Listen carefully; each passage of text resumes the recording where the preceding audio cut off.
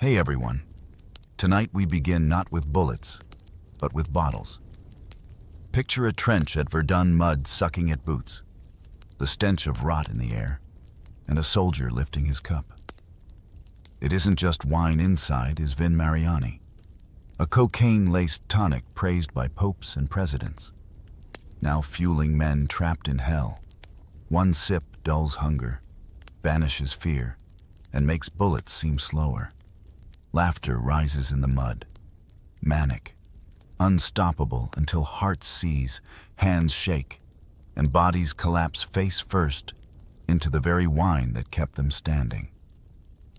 This was France's hidden weapon, not only rifles and bayonets, but barrels of red wine and bottles of white powder. If uncovering history's darkest truths grips your imagination, then like and subscribe. And tell me, what forgotten detail of the First World War do you wish more people knew? Now lean in and drink with me from the glass of history. You are there, in the heart of Verdun, in the year 1916. The mud is not merely dirt. It is a living entity, an oppressive, suffocating force that pulls at your worn boots, seeking to claim you, to merge you with its endless, churning depths. It rises to your knees, a heavy, clinging embrace that never truly lets go.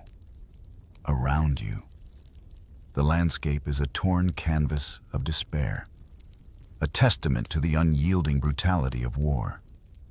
Twisted metal claws at the sky, skeletal trees reach out like desperate hands, and craters, vast and echoing, dot the horizon, each one a silent scream.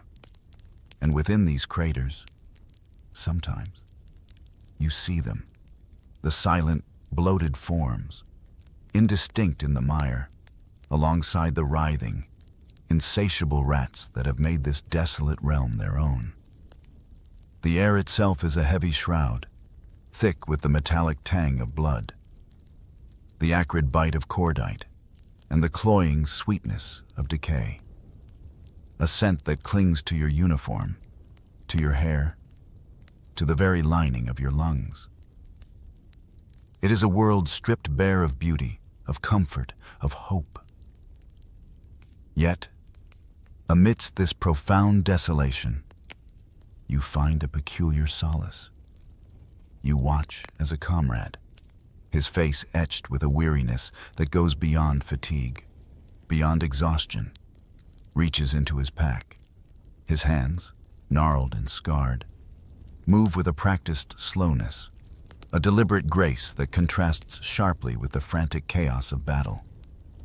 He retrieves a tin cup, its metal dulled by countless uses, and then, with a reverence typically reserved for sacred rituals, he unlatches a small, wooden canteen. A gurgle, a gentle slosh, and a stream of deep crimson liquid pours into the cup. It is wine, the lifeblood of France, and in this moment, it is more precious than gold, more vital than water itself. You feel the collective sigh that ripples through your small group. A quiet, unspoken understanding passes between you all. You remember the official ration, a number that seems impossibly generous in this environment, 3/4 of a liter of wine for each man, every single day. More wine, you realize, than clean water. It is not merely a drink. It is a ritual, a sacrament in a world devoid of faith. You lift your own cup, the cool metal a momentary comfort against your trembling fingers. The scent of the wine rises, a sweet, earthy perfume that momentarily cuts through the stench of death.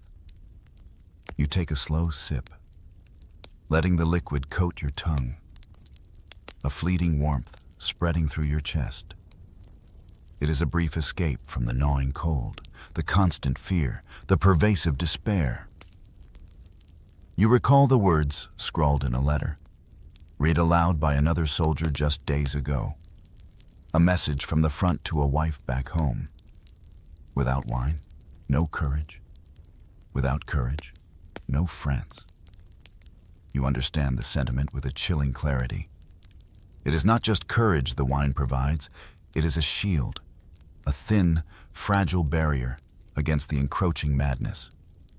It is a moment of shared humanity, a communal defiance against the inhumanity of your surroundings.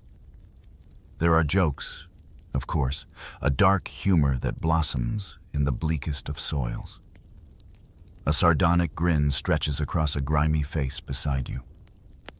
Better drunk in mud, he rasps, his voice hoarse, then sober in hell. You nod, a ghost of a smile touching your own lips.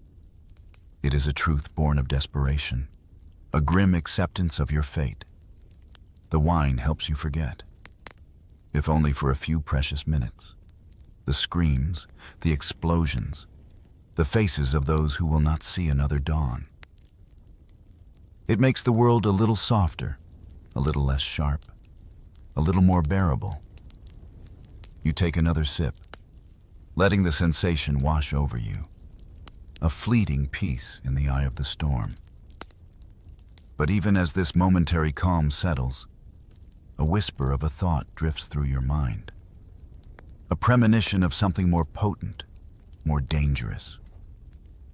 You sense, deep down, that this simple wine, potent as it is not the most powerful elixir being passed around these muddy, blood-soaked trenches. There is something else, something darker, waiting in the shadows. Imagine, if you will, the bustling streets of Paris in 1863, a stark contrast to the mud and despair you just witnessed. The city hums with the vibrancy of innovation and elegance. A place where art and science often intertwine in unexpected ways. Here, amidst the sophisticated salons and burgeoning laboratories, lived a man named Angelo Mariani. You picture him perhaps a visionary, perhaps an opportunist, a pharmacist with a keen eye for both botanical wonders and human desires. His ambition was not merely to cure ailments, but to invigorate, to uplift, to imbue ordinary lives with an extraordinary spark.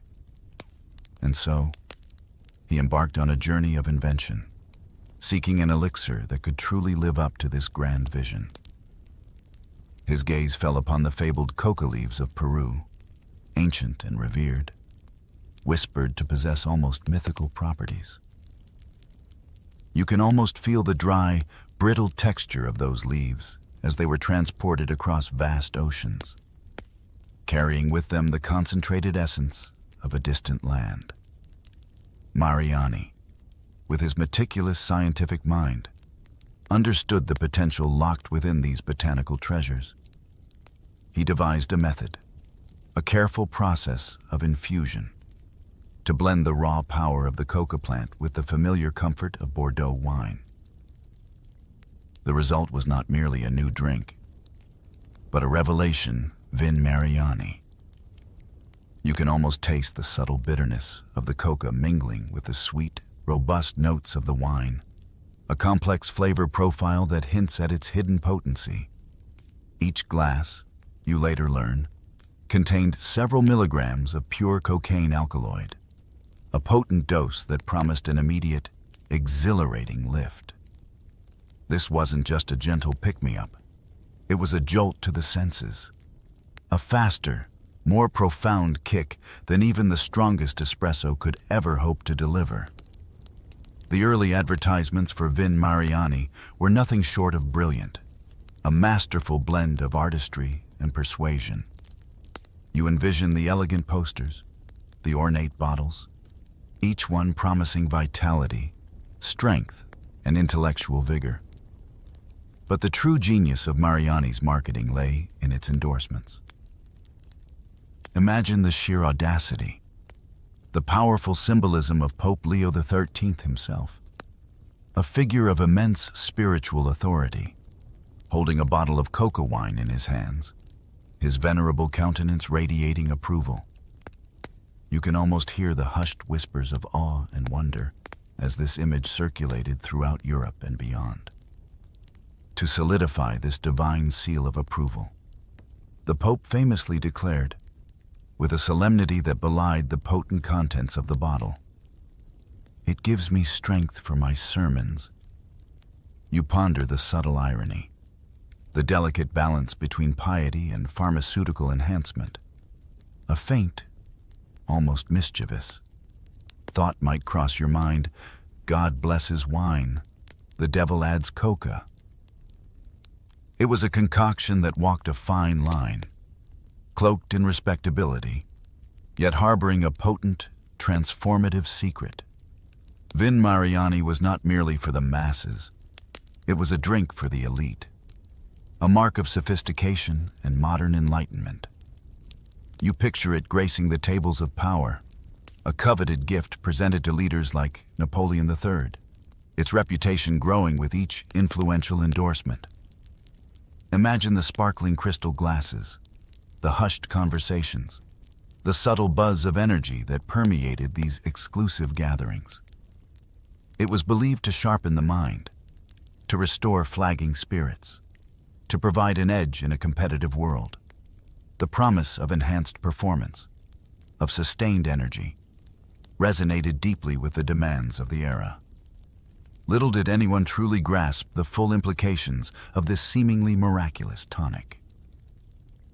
You sense a quiet unease, a burgeoning awareness that this celebrated elixir, while offering temporary power, carried with it an unforeseen cost. A shadow stretching from the gilded halls of Paris towards the muddy fields of a war yet to come. The stage was set for this innocent-looking bottle to descend from the drawing rooms of the privileged into the heart of unimaginable hell. You feel a chill as the narrative shifts. A stark transition from the glittering salons of Paris to the visceral horror of the trenches. By 1915, the elegant, highly advertised Vin Mariani, once the toast of aristocracy, had found its way into the most unholy of places. No longer a luxury, it was becoming a necessity, a desperate crutch for men pushed beyond the limits of human endurance. Imagine the journey of these bottles, perhaps smuggled, perhaps officially sanctioned in limited quantities, making their way through miles of treacherous supply lines, finally arriving in the mud-caked, blood-soaked hands of weary soldiers. You see the curious glances, the initial skepticism, followed by a desperate willingness to try anything that promised even a moment's respite from the relentless terror. You hear the words of a soldier, scrawled in a diary by the flickering light of a candle, words that echo through time. One sip, and I felt bullets were slower. You try to imagine that sensation, that profound shift in perception. The world, previously a blur of incoming fire and screaming comrades, suddenly seems to decelerate, each bullet a distinct, almost tangible object moving through the air. Fear, that gnawing, paralyzing emotion, simply dissolves, replaced by a strange, almost manic euphoria. You see the transformation in their eyes, previously dull with exhaustion, now wide and unnaturally bright. A grim smile spreads across their faces, a bizarre, unsettling mirth. They are no longer men consumed by terror. They are something else entirely. Picture the scene: a whistle blows, a signal for a charge. Instead of the usual guttural yells of fear and defiance, you hear laughter, high-pitched and unsettling, rising above the din of explosions. These men, fueled by the devil's bottle, surge forward, not with grim determination, but with a horrifying, almost gleeful abandon. They are laughing zombies, as one horrified observer described them, rushing headlong into the merciless spray of machine gun fire. You see them fall, not with cries of pain, but with the remnants of manic grins on their faces, their bodies twitching in the mud. It's a spectacle of both terrifying bravery and profound tragedy. They feel no pain, no fear, only an unstoppable urge to advance, to push through the impossible. The effects were immediate and devastatingly effective for short bursts of superhuman effort. Some of these men fought for 72 agonizing hours without sleep, their bodies fueled by the insidious power of the coca. You visualize the endless cycle of fighting, digging, moving, all without the restorative balm of rest. Their minds were alight, their senses hyper-alert, but their bodies were slowly, irrevocably breaking down. Then, when the artificial energy finally gave way, when the drug's cruel grip loosened, the collapse was total, often fatal. You picture a soldier, still upright moments before, suddenly slumping to the ground, his heart finally giving out, his body a stiff, lifeless weight in the cold mud. The image is stark, chilling in its detail, a stiff corpse, fingers still clenched around the shattered remnants of a Vin Mariani bottle. A final, poignant testament to the source of his brief, unnatural strength. As one might grimly joke, the French didn't march to war, they danced high into it. You contemplate the terrible cost of such courage. The human body pushed far beyond its natural limits, an unwitting sacrifice to a chemical illusion. You step back into the dimly lit, mud-caked reality of the trench. But now, a new layer of desperation unfolds. The standard wine ration, while a comfort, sometimes wasn't enough to drown out the horrors, to conjure the necessary courage. And the pure coca wine, Vin Mariani, while potent, was also a specific kind of high. What happens, you wonder? When these two desperate measures are combined, you see it unfold before you soldiers. Already teetering on the edge of sanity, begin to mix their daily ration of red wine with the precious, powerful coca wine. It's a dangerous alchemy, a lethal cocktail brewed not in a bar, but in the depths of hell. You imagine the hurried, almost secretive act of pouring, the dark red mingling with the lighter, coca-infused liquid, a forbidden brew concocted in haste and despair. The result, you observe, is terrifyingly potent. The combination seems to amplify every effect, stripping away any lingering vestiges of self-preservation. You see the men's eyes, not just bright, but burning with an almost insane fervor, pupils dilated, reflecting the flickering chaos of the battlefield. They no longer merely laugh, they scream, ecstatic, their voices raw and unhinged, tearing through the din of gunfire. This isn't courage born of conviction. It's a terrifying, drug-induced frenzy.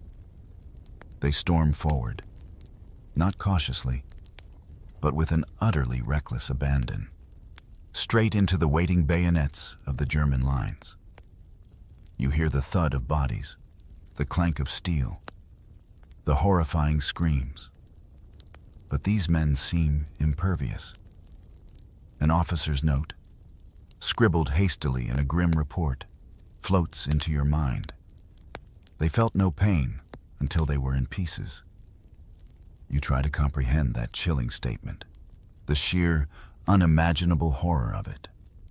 To charge, devoid of fear and sensation, only to be torn apart, to have your body dismembered, yet perhaps for a fraction of a second, still register no pain.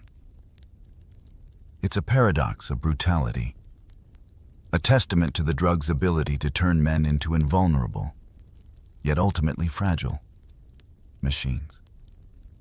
You witness whole squads, groups of men who moments before shared a meal, A joke, a desperate hope, being wiped out entirely for the capture of a few measly yards of trench. Each advance, each suicidal surge, leaves behind a tableau of mangled flesh and shattered hope. The grim joke among them, bulletproof number, brain-dead yes. It's a tragic irony, the quest for invincibility leading only to a more gruesome end. The shocking scene replays in your mind with a haunting clarity, dismembered bodies scattered across the churned earth. Limbs at unnatural angles, faces frozen in expressions of manic ecstasy or sudden, silent surprise. And amidst this carnage, glinting in the pale light of dawn or the harsh glare of an explosion, you see them, the bottles, miraculously intact, lying undisturbed in the blood-soaked mud. A Vin Mariani bottle, perhaps still half full, a testament to the drink that fueled such devastating, suicidal bravery. The contrast is jarring. The pristine bottles amidst the shattered human forms, a silent, chilling monument to the cocktail of death that flowed through the veins of these lost souls. You feel a profound sense of sorrow, witnessing the extreme lengths to which men were driven, and the chemical means by which they found their fleeting, fatal courage. The exhilaration, the manic energy, the terrifying invincibility, it all comes at a steep, unforgiving price. You know, with a chilling certainty that what goes up must come down, and in the unforgiving environment of the trenches, the descent is a harrowing plunge into a private hell. When the coca wine rations inevitably ran low, when the last precious drops were consumed, a different kind of horror began to unfold. You watch as the artificial scaffolding of courage and numbness crumbles, revealing the raw, exposed nerves of men already pushed beyond their breaking point. The body, denied its accustomed stimulant, begins to revolt. You witness the first signs, subtle at first, then rapidly escalating into full-blown torment. A slight tremor in the hands becomes an uncontrollable shaking, a violent shiver that racks the entire body, even in the absence of cold. You see a man, moments ago seemingly stoic, suddenly double over, clutching his stomach, overcome by waves of nausea. Then come the psychological torments, perhaps even more insidious than the physical pain. You observe their eyes, darting, unfocused, tracking unseen specters in the mud. Whispers turn to frantic, paranoid outbursts. The terror that the coca had so effectively suppressed now returns with a vengeance, magnified and distorted, manifesting as vivid, terrifying hallucinations.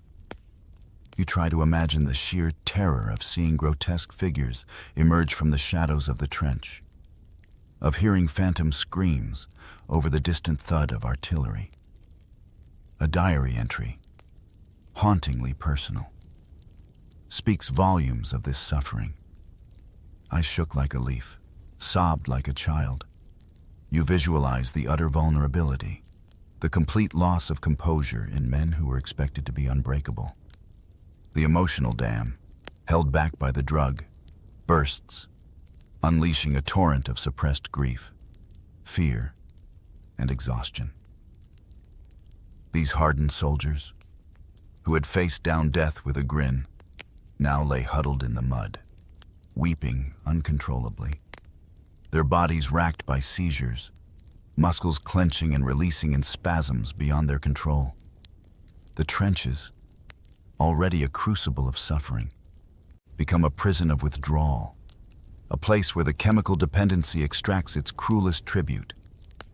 In their desperation, some men resort to unthinkable acts, anything to escape the unbearable agony, to flee the front.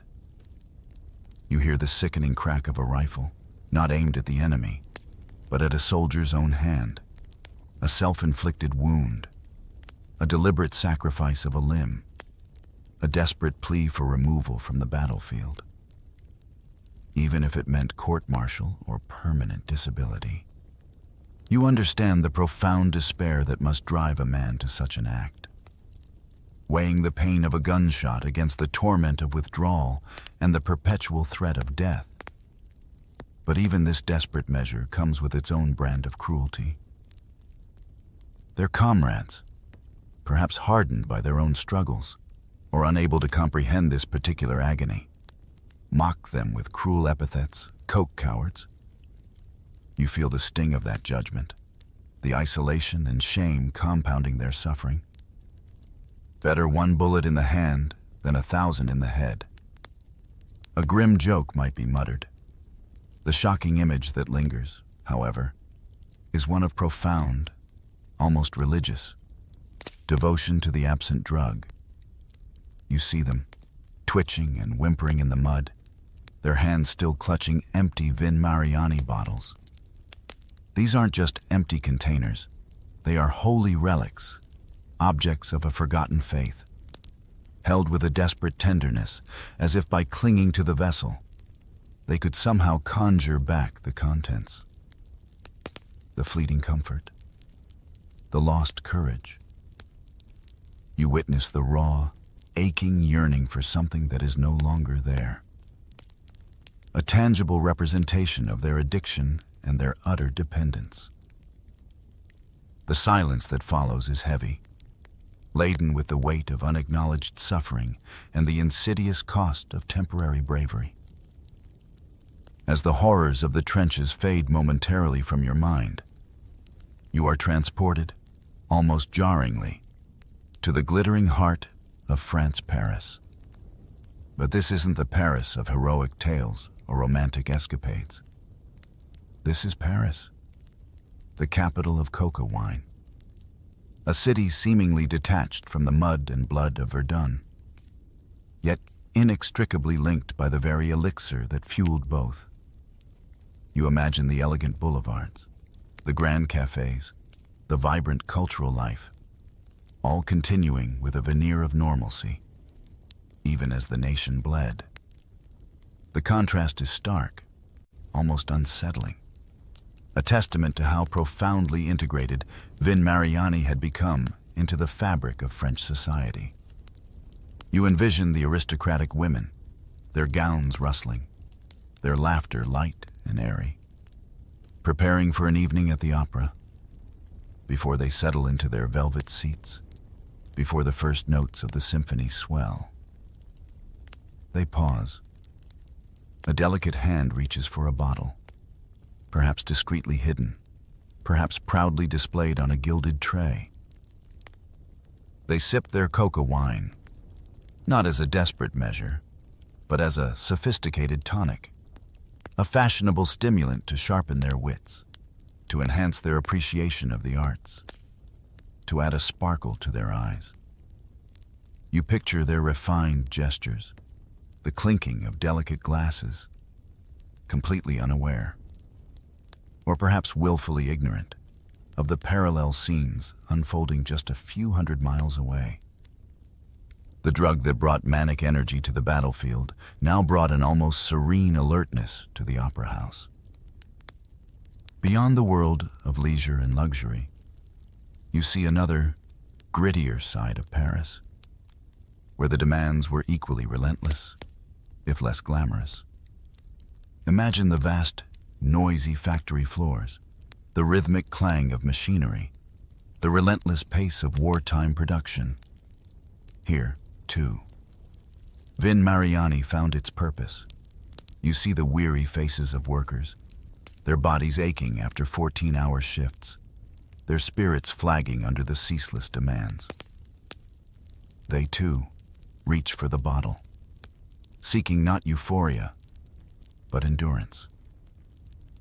A sip of coca wine, and the fatigue recedes, replaced by a renewed focus, a sustained energy that allows them to push through the grueling hours, to meet the impossible quotas, the rhythmic hum of the machinery, the repetitive nature of their tasks, the subtle buzz of the coca, it all blends into a strange symphony of wartime effort. The bars and cafes of Paris, normally bustling with lively conversation and clinking glasses of traditional wine, now prominently advertise this new, powerful drink. You envision the chalkboards outside, proudly proclaiming Vin Mariani, strength of victory. It was a slogan that cleverly blurred the lines between individual fortitude and national success, implying that the very vitality of France was bound up in this concoction. You might even recall the words of a prominent doctor from that era. Writing with an alarming frankness, coca is in every cafe, every stomach. You ponder the sheer ubiquity of it, the normalization of a powerful stimulant woven into the daily routines of an entire populace. Frontline or backstage, all of France fought on coke. A cynical observer might muse. You feel the weight of this statement, understanding that the drug's influence permeated every layer of society, from the blood-soaked trenches to the glittering stages of Paris. It was a silent, insidious force, a constant companion, shaping the physical and psychological landscape of a nation at war. You realize that while the soldiers endured unimaginable physical suffering, the civilians, too, were unknowingly participating in a vast social experiment, their lives subtly altered by the quiet omnipresence of the devil's bottle. The city hums with its secret, a secret that would only later reveal its true, devastating cost. As you observe the pervasive presence of coca wine in both the trenches and the streets of Paris, you begin to discern a more insidious layer, the power of propaganda. You see how the narrative surrounding this potent tonic was carefully crafted, shaped to serve the needs of a nation at war, to maintain morale, and to project an image of unwavering strength. Imagine the vibrant posters, plastered on every available surface, from city walls to village kiosks. You envision the artwork rosy-cheeked soldiers, their eyes bright with an almost unnatural cheerfulness, their uniforms spotless despite the mud of the front. They are smiling, confidently holding aloft bottles of Vin Mariani, their faces radiating a robust health that defies the brutal reality of their existence.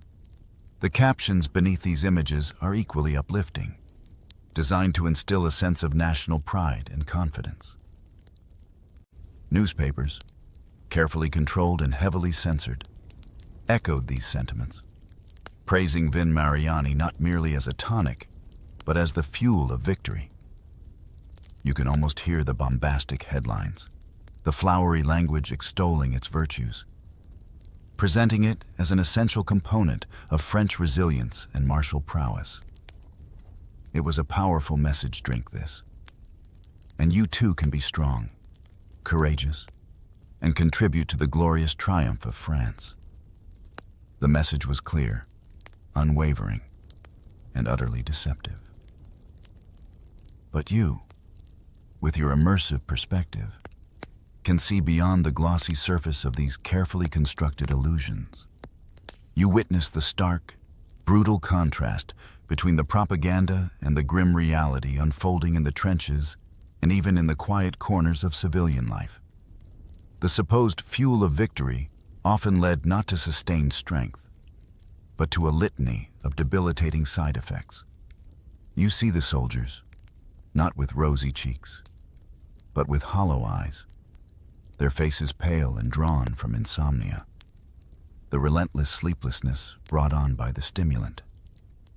You hear the rapid, irregular thump of their hearts, the terrifying palpitations that hint at a body pushed to its absolute limits. And you witness the terrifying mental breakdowns, the fragile minds succumbing to the relentless pressure, exacerbated by the drug's psychological toll. An army doctor, perhaps one of the few voices of caution amidst the clamor of wartime necessity, offered a stark warning, a chilling prophecy, invisible enemy in our bottles. You ponder the weight of those words, recognizing the truth they held. The Germans were a visible enemy, their guns and shells undeniably deadly. But the coca wine, cloaked in patriotic fervor and medical endorsement, was an enemy that worked from within, slowly, insidiously eroding the very foundations of the soldier's health and sanity. German shells kill one, coca kills a platoon. A trench wit might observe. You feel the bitter truth of that observation, the silent mass casualty count attributed to the very substance meant to aid them. The most shocking juxtaposition remains imprinted in your mind, the vibrant, idealized propaganda posters, soldiers beaming with an almost artificial vitality against the harrowing images of twitching corpses lying discarded in shell holes. One promises life and victory, the other delivers death and despair.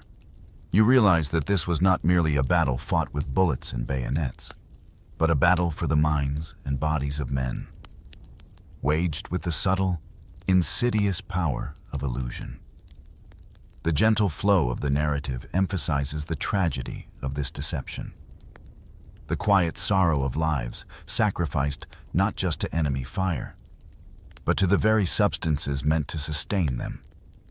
The veil of propaganda, you understand, was thick and comforting, but beneath it lay a truth as bitter as the taste of defeat. You return, with a heavy heart, to the heart of the maelstrom Verdun. This battle, you recall, was not a swift, decisive clash, but a grinding, protracted agony, a hellish 9-month siege that consumed men and material with terrifying efficiency. You try to grasp the scale of the carnage: 300,000 dead, a number almost incomprehensible in its devastation, and another 750,000 wounded, many irrevocably scarred, both physically and psychologically. The very earth of Verdun seems to weep, soaked in an unimaginable quantity of human suffering.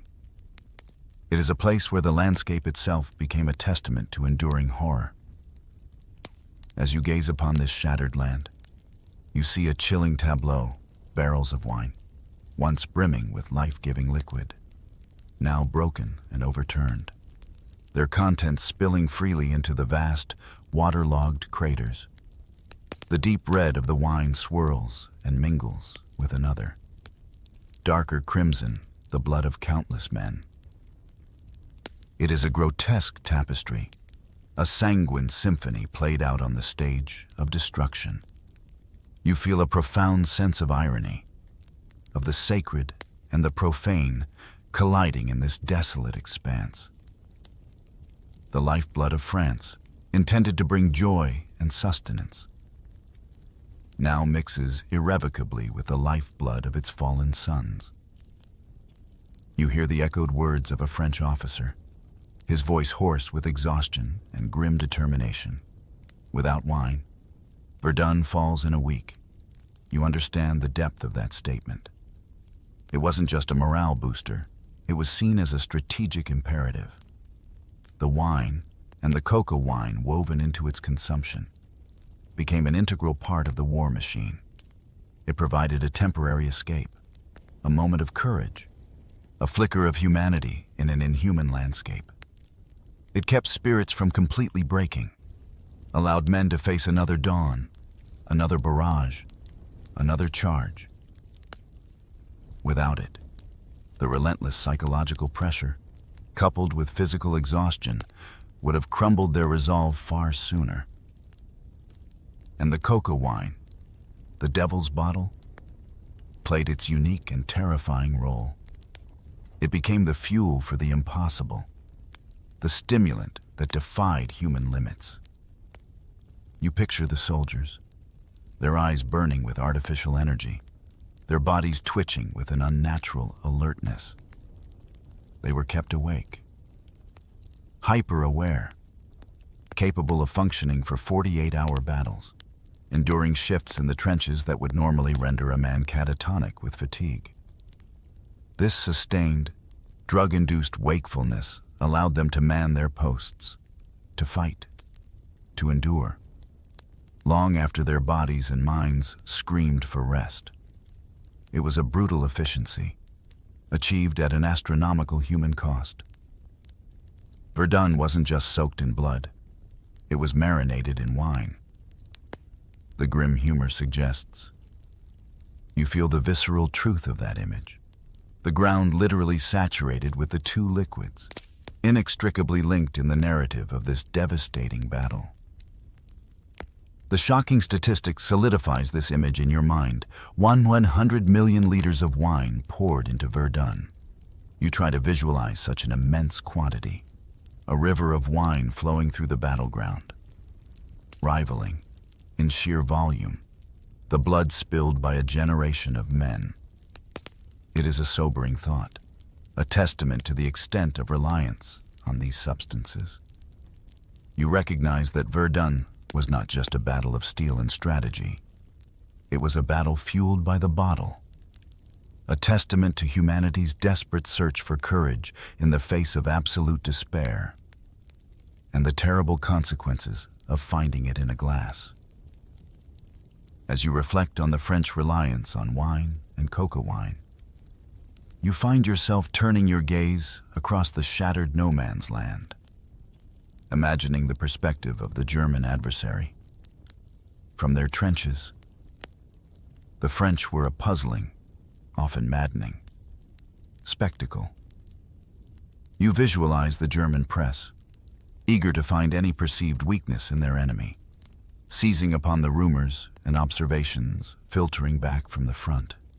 Cartoons, drawn with a satirical, mocking hand, depicted Frenchmen comically shooting rifles that were clearly shaped like oversized bottles, their faces flushed, their movements exaggerated. The message was clear: the French were a nation of drunkards, fighting a war in a perpetual stupor. You hear the sneering words attributed to the German press: they fight drunk, they die happy. It was a derogatory assessment, intended to diminish the enemy, to strip them of their dignity and their strategic prowess. You can almost feel the scorn in their voices, the dismissive wave of a hand at this drunk army. Yet, even amidst this mockery, a profound, undeniable truth began to emerge. A truth forged in the crucible of Verdun. Despite the taunts, despite the perceived weakness of their intoxication, the French held the line. They fought with a tenacity that defied rational explanation, often outlasting the sober resolve of their German counterparts. Verdun became the crucible where this paradox was proven. You witness the sheer, unyielding endurance of the French soldiers, fueled by their daily wine rations and the occasional, potent boost of coca wine. They may have been drunk and high, but they did not break. They clung to their positions, reclaiming ground with desperate, often suicidal, charges. You see the grudging respect that slowly begins to replace the initial disdain. An astonished German officer, observing the seemingly impossible resilience of the French, is said to have confessed, "We envy their madness." You ponder the weight of such an admission, the raw honesty of acknowledging a formidable, almost supernatural, resolve in an enemy. It was a madness that allowed them to endure, to suffer, to fight on when all logical hope should have vanished. The French dark humor, born of desperation, echoed now with a layer of defiant truth. Even when viewed through the eyes of the enemy, better drunk than sober in hell. You recognize that for the French soldiers. This wasn't merely a preference, it was a survival mechanism, a psychological and physiological necessity.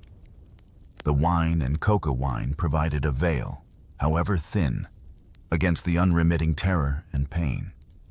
It allowed them to perform acts of courage that would have been unthinkable in a state of sober clarity.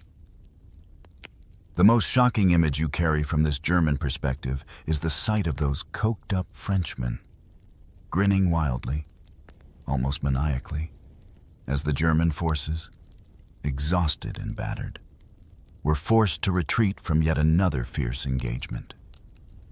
You see the contrast, the retreating German soldiers, their faces grim and defeated, looking back at the unhinged, unnaturally cheerful faces of their adversaries. It was a sight that must have been both terrifying and deeply unsettling for the Germans, challenging their understanding of how war was fought and won. They had faced a foe that seemed impervious to fear, driven by an almost supernatural force. You realize that while the Germans mocked, they also secretly, perhaps begrudgingly, acknowledged the strange, chemical-fueled power of France's high army. You shift your focus now to a chapter often overlooked, a quieter, yet no less tragic, dimension of this pharmaceutical war. Beyond the familiar faces of Frenchmen in the trenches, you see the varied hues of the vast colonial empire soldiers from North Africa, from West Africa, brought from distant lands to fight in a war that was not their own. On a continent far from home, these men, too, were drawn into the desperate dance of survival, their resilience tested in ways they could never have imagined. And like their French comrades, they were offered the same potent elixir coca wine. You imagine the initial encounters, perhaps a blend of curiosity and suspicion, as these unfamiliar bottles were introduced into their rations. For many, it would have been their first taste of such a powerful stimulant. An officer's diary, perhaps scribbled with a troubled hand, offers a chillingly concise summary of their fate. They became lions, then corpses. You feel the profound weight of that statement, encapsulating an entire tragic arc in just a few words. The drug, for a time, transformed them. It unleashed a primal ferocity, a courage that matched the ferocity of the battlefield. You see them, charging with unparalleled bravery, their senses heightened, their fear dissolved, becoming the lions their officers expected them to be. But the brutal reality of their existence, coupled with the unforgiving power of the drug, meant this transformation was fleeting and ultimately fatal. Many of these colonial soldiers, often less accustomed to the harsh European climate, less adequately clothed, and perhaps more vulnerable to the physiological effects of the drug, succumbed not just to enemy fire, but to something far more insidious. You visualize them, shivering uncontrollably in the biting cold of the European winter, their bodies already weakened by privation, suddenly overwhelmed by the intense effects of an overdose. Their hearts, pushed to their limits by the stimulant, simply gave out. You picture their final moments, alone in the vast, indifferent landscape, far from the warmth and familiarity of their homelands. The dark humor, in this context, takes on an even more bitter, cynical edge. Colonial lives were cheap, cheaper than wine. You feel the sharp sting of that observation, recognizing the inherent inequality, the callous disregard for their lives. These men were often seen as expendable, their suffering less significant, their deaths just a statistic in the grand tapestry of colonial conquest. Their sacrifice, fueled by a chemical courage, was too often met with indifference. The shocking image that remains, a silent testament to this forgotten tragedy, is that of an African soldier's corpse. You see him, lying slumped in the mud, his eyes rolled back, fixed on an unseen horror or an artificial heaven. And in his hand, still clutched with a desperate grip, is an empty bottle of Vin Mariani. It is a powerful, poignant symbol of a life consumed, not just by war, but by the very substance meant to empower him. You contemplate the untold stories, the unrecorded deaths, the countless colonial lives sacrificed to the pursuit of victory, their courage bought with a bottle, their memories often erased from the official narratives of the war. As you move away from this scene of profound injustice, you sense a change, a new act unfolding, not on the battlefield, but in the shimmering, deceptive glamour of Paris. The city, you realize, is about to become a different kind of carnival, one still fueled by coca, but draped in the silk and shadows of illicit pleasure. The scene shifts once more, pulling you away from the desolation of the trenches and the silent sacrifices of colonial troops, back to the pulsating heart of Paris. But this is not the elegant, daytime Paris of aristocracy and propaganda. This is Paris at night, a city that, beneath its veneer of wartime austerity, throbbed with a raw, desperate energy. You envision the shadowy streets, the dim glow of gas lamps, the muffled sounds of jazz spilling from hidden doorways. This was a city that offered a potent cocktail of pleasure and oblivion, all readily available for those with the means, and a profound need to forget. And at the heart of this frantic nightlife, once again, was coca wine. You imagine the bars, crowded and smoky, filled with the cacophony of voices, the clinking of glasses, the jazz clubs, alive with the sultry rhythm of forbidden music, where inhibitions were shed with each soulful note, and the brothels, discreetly tucked away in narrow alleyways, their red-lit windows promising a temporary escape from the horrors of reality. All these establishments, you realize, were inextricably linked by the ubiquitous presence of coca wine. It was the lubricant for pleasure, the catalyst for forgetting, the fuel for a frenzied carnival of distraction. You picture the clandestine transactions, the hushed requests for Vin Mariani. Its presence now an open secret, a symbol of both revelry and desperation. Soldiers, granted precious leave from the front, would descend upon this Paris nightlife like famished ghosts, their eyes still carrying the distant echoes of battle. You see them, gaunt and weary, their uniforms still smelling faintly of mud and smoke, spending entire salaries, perhaps months of meager pay, on this fleeting reprieve. Coca wine flowed freely, bought not just for its stimulating effects, but for the profound amnesia it offered. You imagine them laughing too loud, dancing too wildly, seeking solace in the arms of prostitutes. Each encounter a desperate attempt to reclaim a semblance of normalcy, of humanity, before being plunged back into the abyss.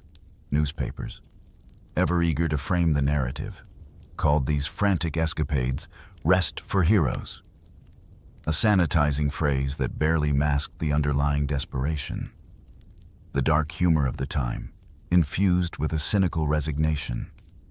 Whispers, "Better to die in bed with a bottle than in mud with a bayonet." You feel the weight of that sentiment, the profound weariness that would lead a man to prefer a chemically induced oblivion in the arms of a stranger to the certain brutality of the battlefield.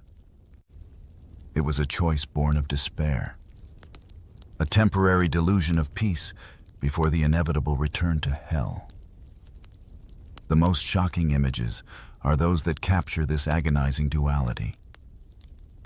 You envision the red-eyed soldiers, their faces flushed with artificial cheer, stumbling out of brothels in the pale light of dawn.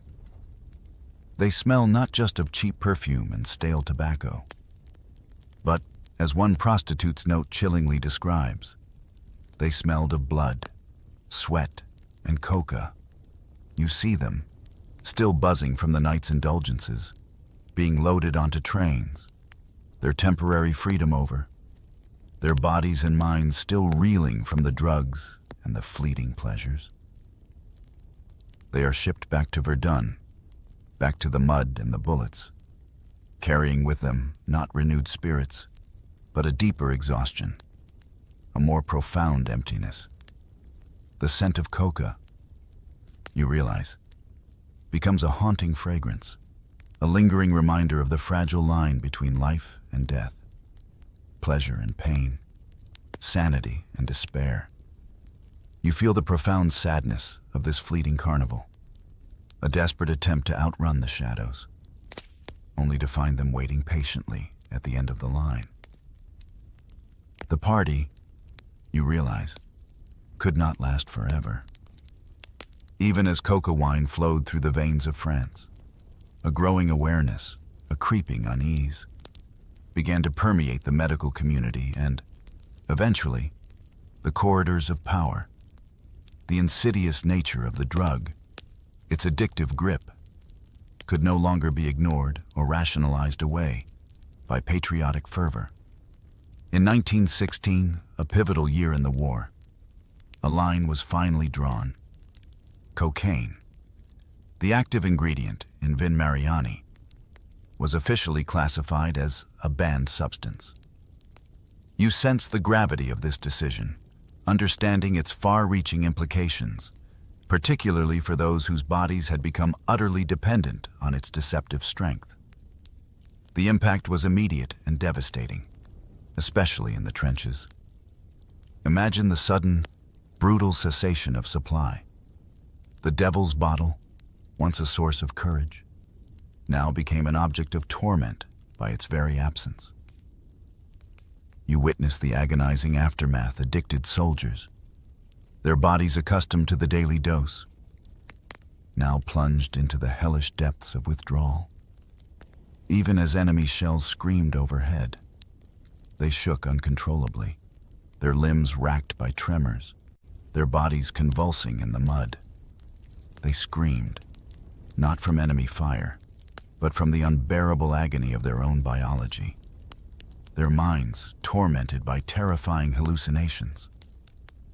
The familiar sounds of battle were now joined by the harrowing cries of men fighting an invisible enemy within themselves. You recall the dark humor that, even in this bleak moment, finds a way to surface. Albeit with a cutting cynicism, France didn't ban coca to save lives. They banned it to save wine sales. You ponder the bitter truth within that jest, recognizing the economic and cultural significance of traditional wine in France, perhaps outweighing the concerns over a foreign-derived stimulant. Regardless of the motivation, the ban's consequences were profoundly human. You witness the ultimate act of desperation. Some men, in the throes of their withdrawal fits, unable to function, unable to endure, deserted their positions. They abandoned their comrades, their duty, driven by a torment so profound it eclipsed all other considerations. The official records, attempting to categorize and contain this uncomfortable truth, labeled these cases with clinical detachment cocaine psychosis. You hear the cold, impersonal terminology, which perhaps sought to pathologize the individual rather than acknowledge the systemic role the drug played. It was a convenient way to explain away the symptoms without confronting the uncomfortable truth of what the army itself had, implicitly or explicitly, allowed to happen. You realize that the ban, while necessary, inflicted a new kind of cruelty on men who had already given everything. It stripped them of their chemical shield, exposing them to the raw, unvarnished horror of war, now compounded by the agonizing torment of addiction. The quiet suffering of these men, their private battles fought in the mud, becomes a poignant testament to the human cost of a war fueled by artificial courage. The veil, you understand, had been lifted, revealing a truth that would forever haunt those who bore its scars. The war, you realize, eventually ended. The guns fell silent. The mud slowly began to dry, and the world breathed a collective sigh of relief. But for many, the war never truly ended. It simply transformed, taking on a new, insidious form in the lives of those who had fought, especially for the veterans who had relied on coca wine. The cessation of hostilities brought not peace, but a different kind of battle, one fought in the shadows of society's indifference. You witnessed their tragic fate, a profound betrayal of their sacrifice. These men, who had faced down death, who had charged like laughing zombies into machine gun fire, were not hailed as heroes. Instead, they were dismissed, labeled with a derogatory simplicity, junkies.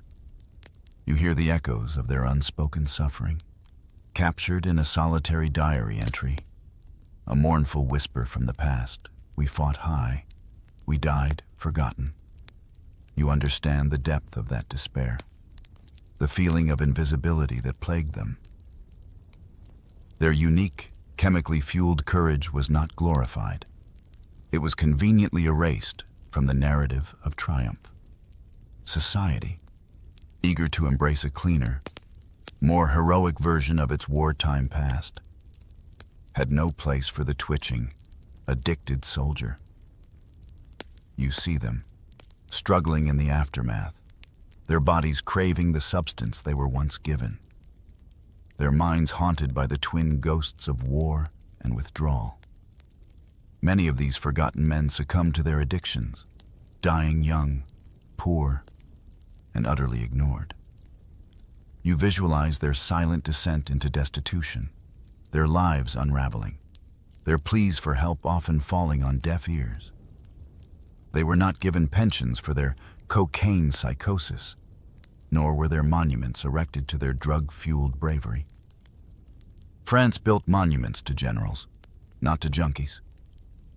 A harsh truth might be spoken. You feel the sharp edge of that truth, the selective memory of history, glorifying the powerful while discarding the inconvenient. The most shocking image, a poignant symbol of this collective amnesia, is that of a veteran begging in the bustling streets of post-war Paris. He is gaunt, his clothes threadbare, his eyes vacant, reflecting a lifetime of unseen horrors. And in his trembling hand, clutched with a desperate, almost pathetic tenderness, is an empty Vin Mariani bottle. It is not a call for money, but a silent scream for recognition, a tangible link to a past that society desperately wanted to forget. You see him amidst the vibrant life of the city, a ghostly figure, a living testament to the human cost of a war fought not just with steel, but with chemical crutches. You recognize the profound tragedy of these forgotten coca casualties. They were used, their bodies and minds exploited for the war effort, and then cast aside when their utility had expired. Their invisible wounds, their chemical dependencies, were deemed inconvenient truths, blemishes on the triumphant narrative of victory. As you reflect on their fate, you sense another deliberate act of historical revisionism beginning to take shape, one that would cement the glory of one liquid while utterly obliterating the memory of another. The silence surrounding their stories is deafening, a testament to the enduring power of denial. As the memories of the forgotten coca casualties begin to fade into the dim corners of history, you witness a deliberate and powerful act of historical reshaping. France, a nation deeply intertwined with its winemaking heritage, began to craft a narrative that would endure for generations. Wine, the venerable, traditional drink, was elevated to an almost mythical status, becoming not just a beverage, but a symbol of national identity, a testament to French resilience and spirit. You observe this careful cultivation of memory, understanding it as a collective balm for the wounds of war, a way to forge a glorious past from the ashes of devastation. You see the widespread manifestation of this narrative statues erected in town squares, depicting heroic soldiers, their faces etched with noble determination, invariably holding a cup or flask of wine. Propaganda posters, now celebratory rather than persuasive, continued to adorn public spaces, portraying wine as the lifeblood of the nation, the very essence of French courage. The slogan, resonating with patriotic fervor, became ingrained in the national consciousness: wine won the war. You hear it whispered in cafes, declared in speeches, taught in schools. It was a comforting, digestible truth, one that allowed a nation to celebrate its victory without grappling with the uncomfortable realities of drug-fueled warfare. In this carefully constructed narrative, coca wine was simply erased. Its very existence, its profound impact on the trenches, its lingering scars on a generation of veterans, all quietly expunged from the official record.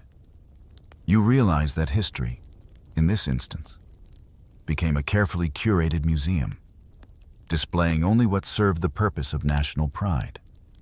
Wine was glorified, its role magnified, becoming the sole liquid hero of the Great War. The truth, however, was far more complex, far darker. A bitter trench saying might resurface: history is written by the drunk, not the high. You feel the sharp sting of that observation, recognizing the inherent bias in how narratives are shaped, how inconvenient truths are discarded. You visit, in your mind's eye, the museums, carefully preserved institutions dedicated to chronicling the war. You see the gleaming display cases, filled with artifacts, rusted helmets, trench tools, uniforms, and proudly, elegantly, rows of antique wine flasks.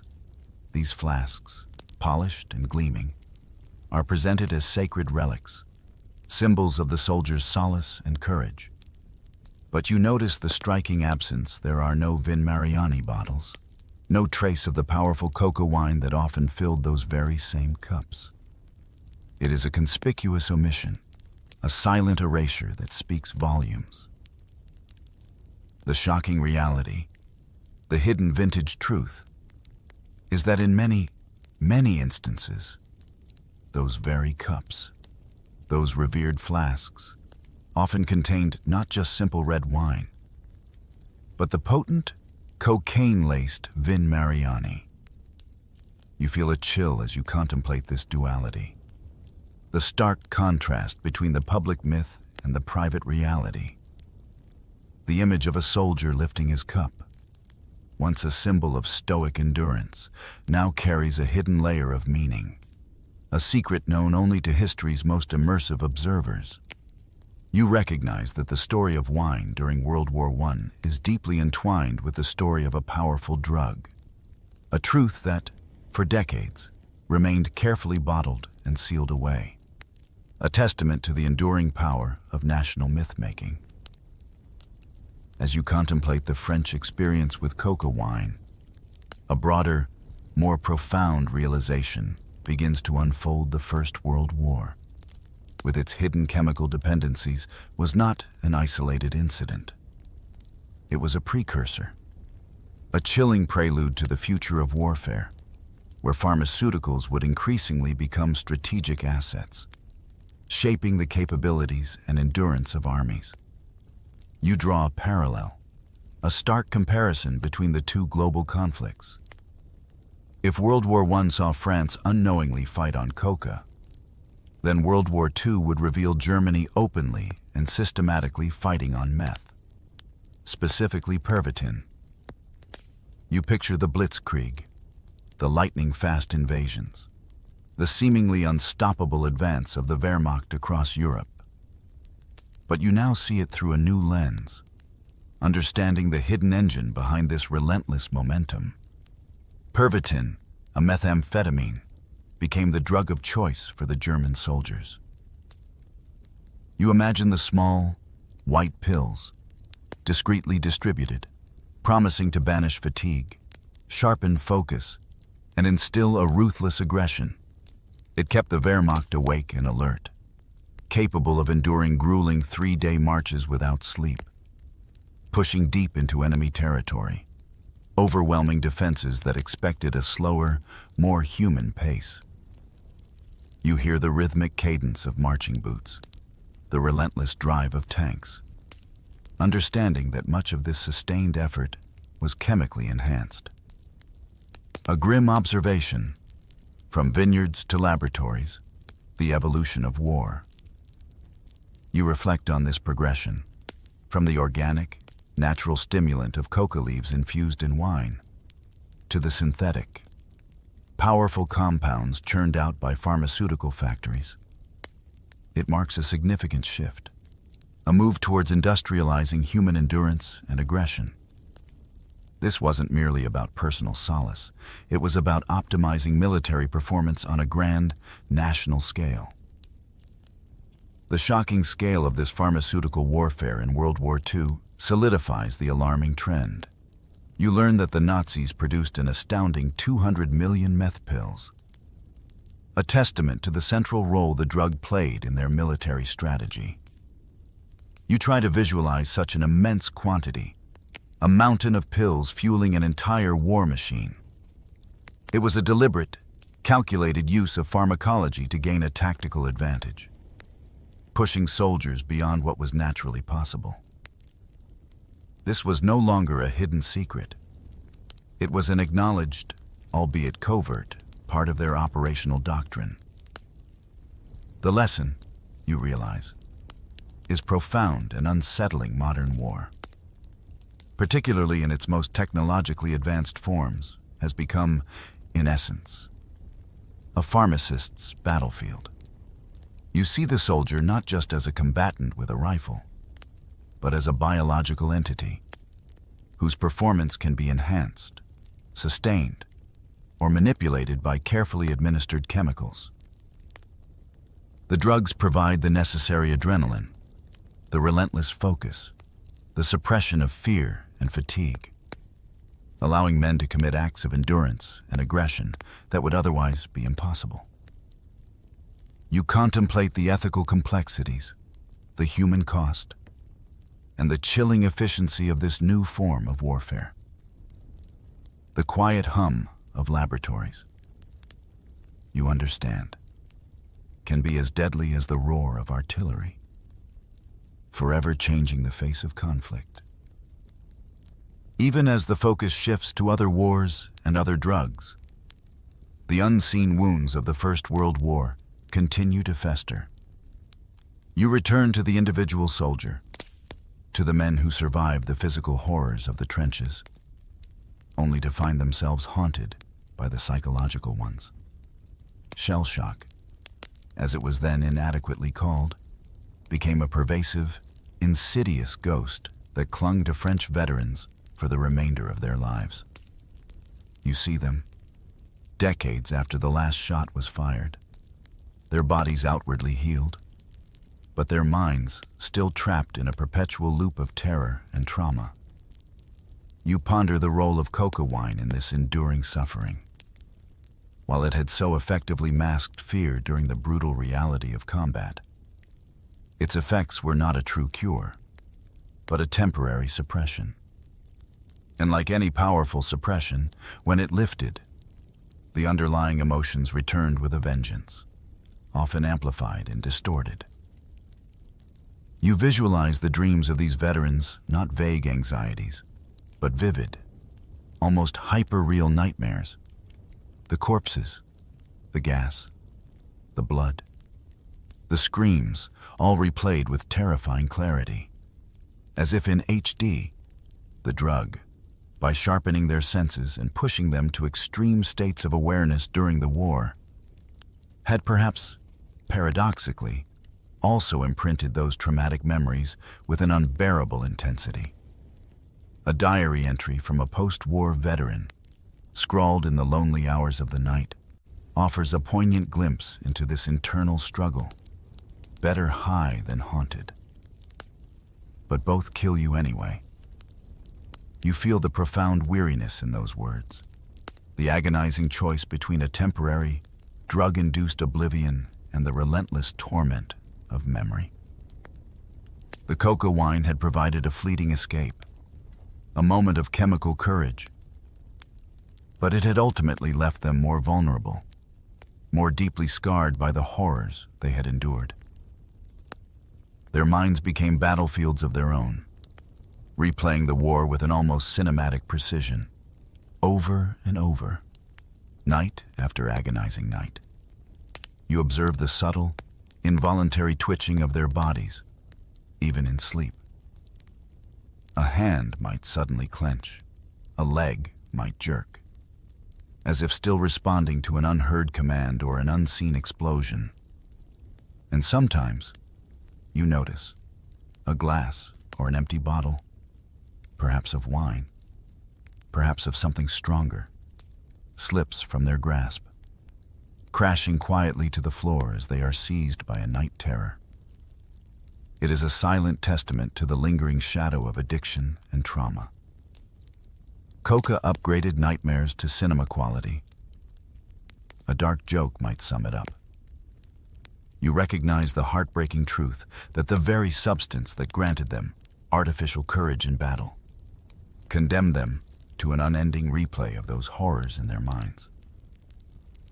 You feel a profound sense of empathy for these men, trapped in a cycle of memory and chemical dependency, their valiant service overshadowed by a legacy of unseen wounds, their suffering, largely unacknowledged and untreated, continued long after the parades ended and the monuments were built. The quiet, soothing tone of the narrative now carries a deeper weight, reflecting the persistent sorrow and the enduring echoes of a war that refused to release its hold on the human spirit. The ghosts, you realize, never truly left.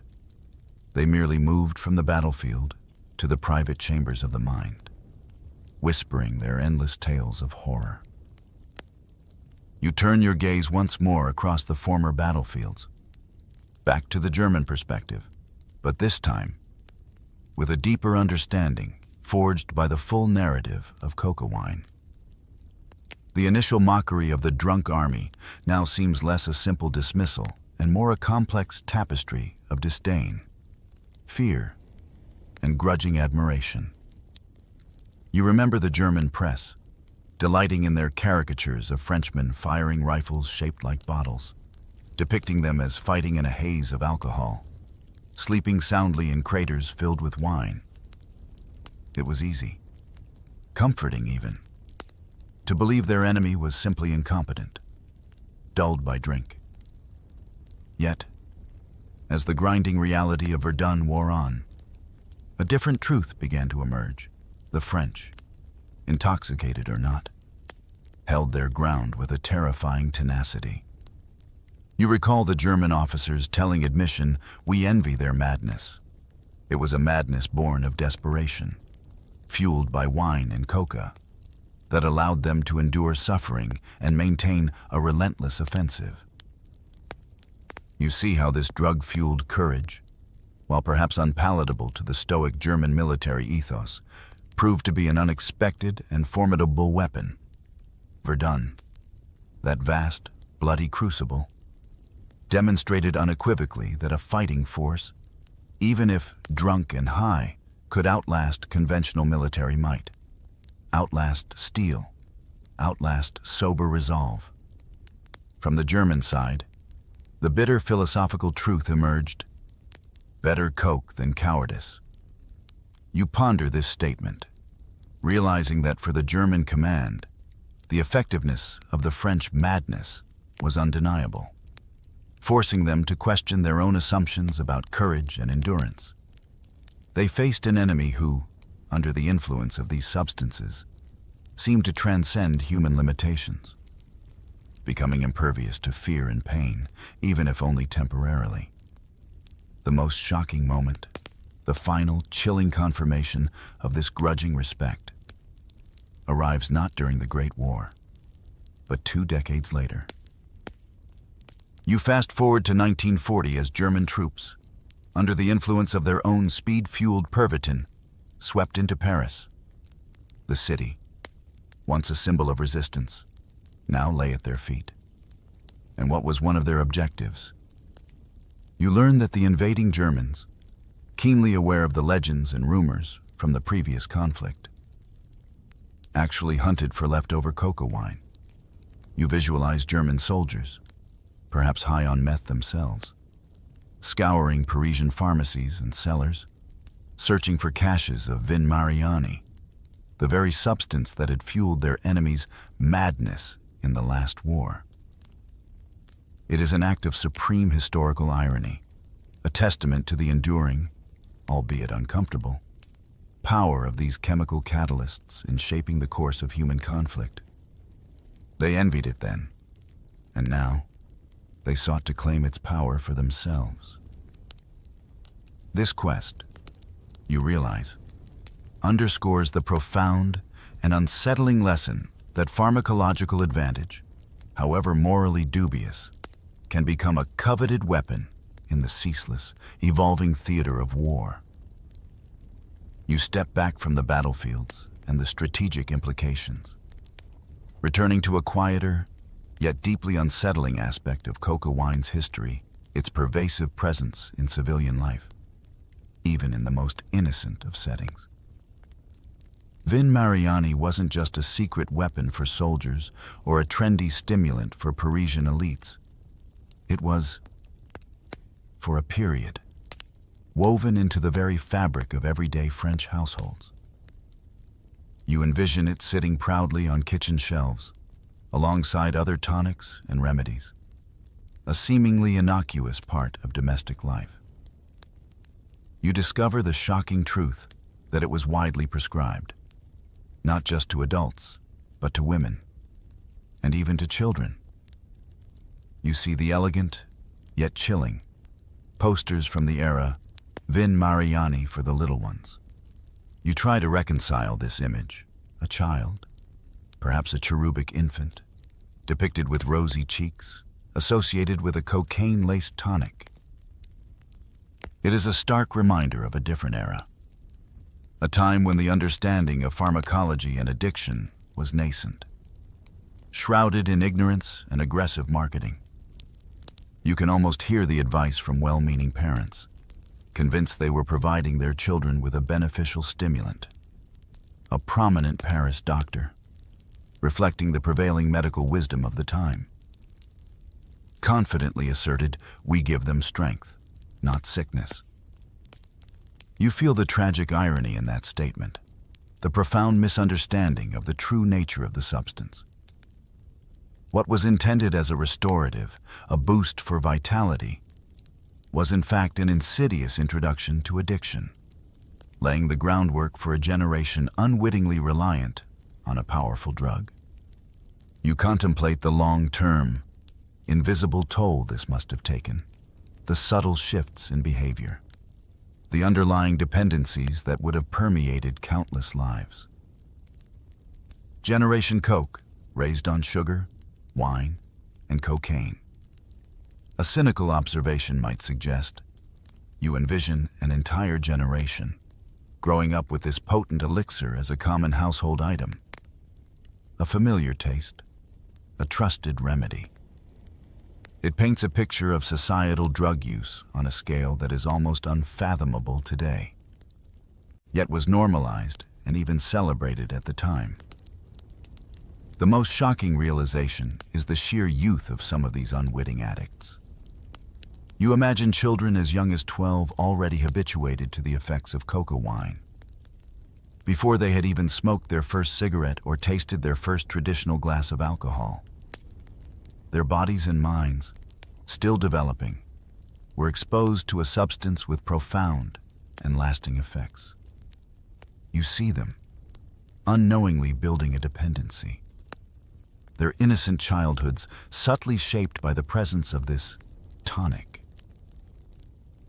You feel a deep sense of unease, reflecting on how easily societies can be swayed, how readily powerful substances can be integrated into daily life under the guise of health and vitality. The quiet tragedy of a generation unknowingly raised on cocaine, you realize, is one of history's most poignant and least told stories. A hidden legacy flowing through the veins of countless French homes. You are drawn back one last time to the cold, unforgiving reality of the trenches, to a scene that epitomizes the ultimate cost of chemical courage.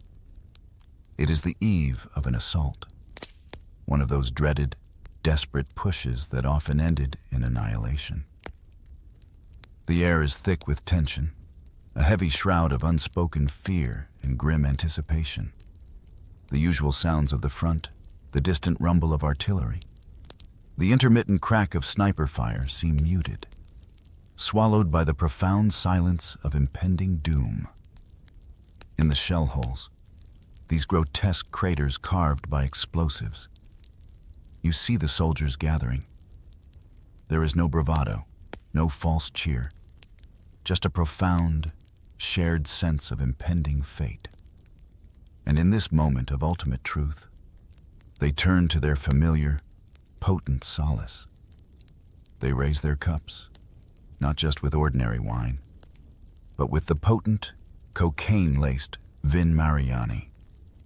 You hear the clink of tin against tin, a quiet, almost sacred sound in the vast emptiness. This is their last toast, not to victory, but to something far more fundamental. A soldier's diary, discovered much later, offers a chilling glimpse into this ritual. We toasted death with coca. You feel the profound weight of those words, the stark acceptance of their fate, their final act of defiance against the inevitable.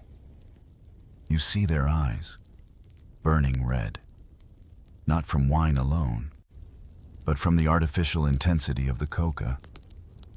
Their laughter, once a manic escape, now sounds insane, hollow, echoing eerily in the shell hole. It is a sound devoid of joy, a desperate release of tension, a final, unhinged hurrah before stepping into the abyss. They are men preparing to meet their end, and they are doing so with a chemical embrace, pushing fear and pain away for one last, fleeting moment. The command comes, a whistle blast cutting through the pre-dawn quiet, shattering the fragile calm. They surge forward, their bodies fueled, their minds numb, their laughter ringing out, carrying them towards their destiny. The sounds of battle quickly engulf them. The roar of machine guns, the explosion of grenades, the screams that are soon silenced. You wait, with a heavy heart, knowing the outcome. And as the dawn breaks, casting a pale, indifferent light over the ravaged landscape, you find your worst fears confirmed. None of the platoon returned alive. Their courage, chemically induced, had allowed them to face death head-on, but it could not alter the finality of their fate. The grim humor of the time might offer this poignant epitaph. They didn't march to victory, they stumbled to overdose. You see the profound truth in that statement. The ultimate sacrifice compounded by the insidious power of the drug. The most shocking image, etched into your mind, is that of the shell hole itself. It is now filled, not just with bodies, mangled and silent, but with the shattered remnants of coca bottles. The glass shards sparkle amidst the blood and mud, a final, horrifying testament to the last toast, the last desperate attempt to find courage in a bottle, before eternity claimed them all. This scene, you realize, is a haunting symbol of the profound human cost, the silent suffering, and the chemically fueled tragedy that unfolded in the forgotten corners of the Great War. As the echoes of the last toast fade, and the shattered bottles lie silent in the shell hole, you are left with a profound and unsettling understanding of the First World War. It was not merely a conflict of guns, steel, and blood, as history often depicts it. It was, in its deepest, most hidden layers, a war fought as much with alcohol and cocaine as with bullets and bayonets. You grasp the dual nature of these substances. Wine, a cultural staple, kept spirits alive, offering a momentary comfort, a fleeting connection to home in an alien hell. Coca wine, the more insidious elixir, erased fear, granting an artificial, often manic courage that allowed men to endure unimaginable horrors and perform superhuman feats of endurance. You reflect on the immense human cost of this chemically fueled bravery. It forged a generation of addicts, their bodies and minds irrevocably altered by the very substances meant to sustain them. It left behind a pervasive legacy of PTSD, the shell shock that continued to haunt veterans long after the fighting ended, their nightmares amplified by the very drugs that had suppressed their fear. And it created a population of forgotten men, discarded by a society eager to move past the uncomfortable truths of its wartime experience. Their struggles often dismissed, their sacrifices unacknowledged. The dark humor, so prevalent throughout this journey, returns one last time, cutting through the solemnity with a bitter, profound truth. France didn't just bleed red, it bled red wine and white powder. You feel the visceral accuracy of that statement, the deep, intertwining currents of blood, alcohol, and drug addiction that flowed through the veins of a nation at war. It paints a more complex, more tragic portrait of a conflict we thought we knew. The most shocking revelation, the overarching truth that now settles upon you, is that World War I was, in essence, the first global drug binge. It was a massive, unprecedented experiment in pharmacological warfare, both accidental and deliberate, whose full implications are only now, through the lens of history, becoming truly clear. It reshaped not just battlefields, but individual lives, collective memories, and the very future of how wars would be fought. And so, as you contemplate this unveiled truth, a final, thought-provoking question lingers in the air, a whisper that invites further reflection. If France fought on coca, Germany on meth, and America on morphine, then were the world wars anything more than a giant drug party, a chemically altered dance with death on an unprecedented global scale. The silence that follows is pregnant with possibility, inviting you to ponder the deeper, hidden histories that continue to shape our understanding of the world.